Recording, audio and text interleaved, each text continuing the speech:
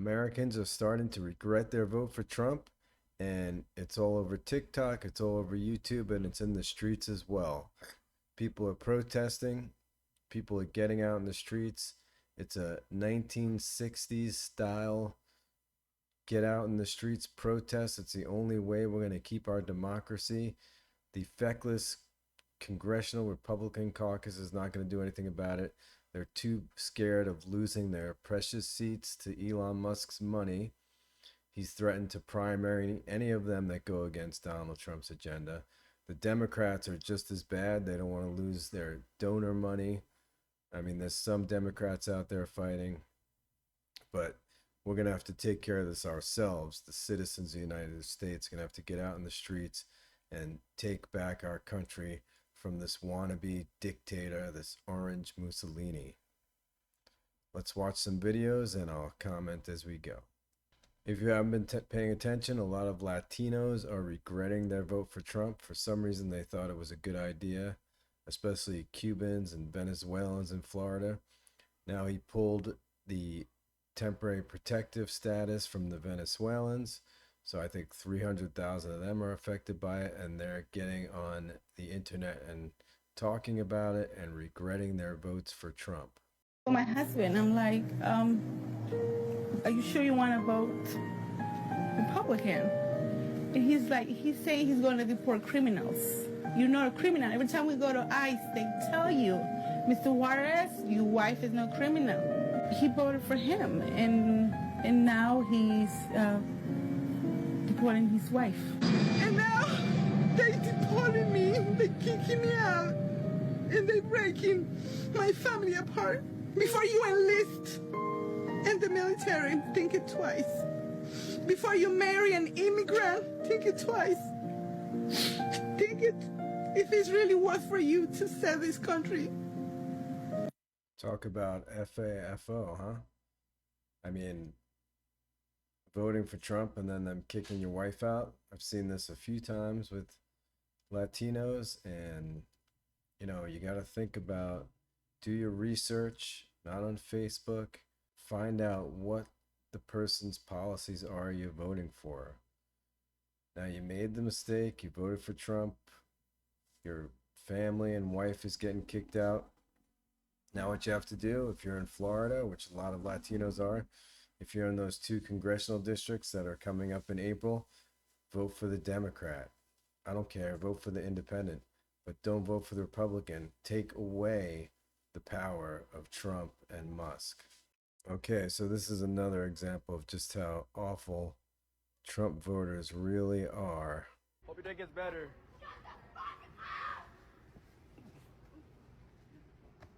Positive energy. So Venezuelans, they overwhelmingly went for Trump this time. This one woman, she, you know, was hugging him at one of the rallies in Florida and, you know, all up in his shit, you know, going wild for Trump. Well, she's regretting it now because he took away their temporary protective status and he gave it to South Africans instead. So they're regretting their vote for Trump. Around 600,000 Venezuelans currently have temporary protected status in the United States. Many of them live in communities like Doral or Weston. Today, they're waking up to a new reality after the Homeland Security Secretary, Kristi Noem, announced they're rolling back the Biden-era extension for TPS. Venezuelans protected by TPS will no longer have legal status until October 2026. Instead, for those who applied for TPS during the registry period of 2023, their legal status ends on April 2nd, 2025, while those who applied in 2021 will see their TPS expire on September 10th, 2025. No Venezuelan wants to return to Venezuela. That's the truth. And at the end of the day, I think that we may have over 500,000 Venezuelans applying for asylum, which is going to collapse even more or even further the immigration courts and our USCIS offices. Right now, 600,000 letters to our senators and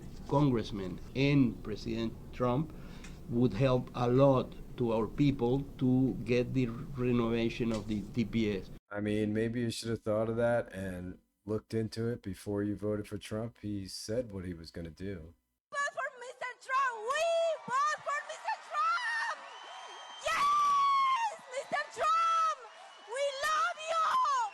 We love you! There she is. She's Venezuelan, so this is the one. She loves Trump. We love you, Mr. Trump. 5 minutes later. All the way to the White House! A few moments later. Around Monday, Venezuelan Americans denounced the Trump administration and South Florida Republicans. More than betrayed. Beyond betrayed. That's the same woman, guys, by the way. They used us. They actually, during the campaign, and I don't want to make this political, but during the campaign, the elected officials from the Republican Party, they actually told us that he was not going to touch the documented people. They're shocked that Trump used them. Were they sleeping during his first term? I mean, he uses everybody. He lies to everybody. I don't understand why these people are constantly shocked that he lied to them and he used them and he stole from them and he grifted from them. Man, I can't believe I have to say this, but I'm no longer rocking with Trump. Dude, I was the first Gen Zer to support Trump. I definitely preferred him in 2016 and to some degree. By the way, if you haven't been watching the statistics, Gen Z has dropped off a cliff their support for Trump because they're kids still, basically. I understand, but they just voted for the TV personality. They didn't really look into what his policies were. And anybody who says, they voted for Trump because he tells it how it is, they're an idiot and they need to read a book. 2020. I was with Trump for 9 straight years, 2016 to today. I didn't vote for him in 2024, actually, thank God. But what happened between me and the employee who told me about the new policy change for giving free water, man, I'm disappointed. I'm very disappointed in Trump right now. We would have been way better off with JD Vance or Butch Ware or Candace Owens, but we got Trump, and we know Trump who Candace Owens? Is this kid serious? he is. He's a corporate shill. He's imposed tariffs. That's not a conservative move. That's not even a nationalist or imperialist move. That's worse than imperialist. It's a feudalist neocon move. And Trump, I hope you know better. I should have boycotted Starbucks in October of 2023, but I didn't because I was stupid as hell. Today, I'm going to sell my Trump stock, and I'm also going to be boycotting Starbucks moving forward.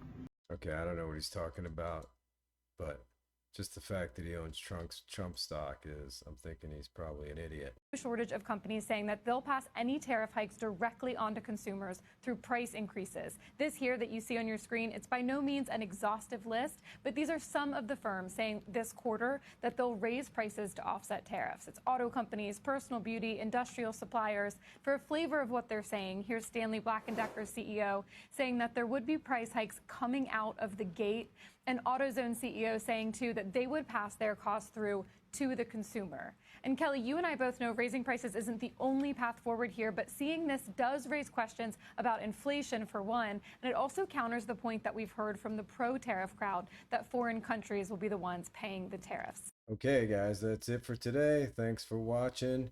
If you voted for Trump, we forgive you. Go out, if you're in Florida or New York and one of those districts voting in the special election, go out and vote Democrat. Don't vote for Republican. If you're a Republican and you can't vote Democrat, stay home. And I'll see you next time. Like, subscribe, share. Peace.